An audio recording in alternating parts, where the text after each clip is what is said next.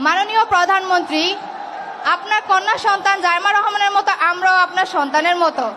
জাইমা রহমান যদি আপনার কাছে কোনো আবদার করতো, আপনি কি সেটি ফেলতে পারতেন? তাহলে আপনি আমাদের এই আবদার কিভাবে ফেলে দিবেন? আমাদের আবদার কি আপনি পূরণ করবেন না? করবেন না?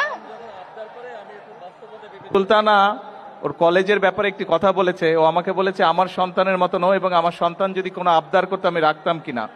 আমার সন্তান যদি কোনো আবদার করতো, সেটার যদি বাস্তবতা থাকতো বা বাস্তবতা থাকে, অবশ্যই আমি সেটা রাখবো। ও যেই আবদারটা করেছে,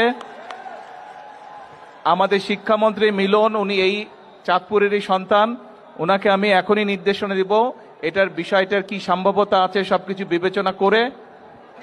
হ্যাঁ, কি ঠিক আছে? শুনেছেন? শুনেন নাই? আচ্ছা ঠিক আছে, তুমি তোমার কলেজের পক্ষ থেকে একটা দরখাস্ত দাও আমার কাছে।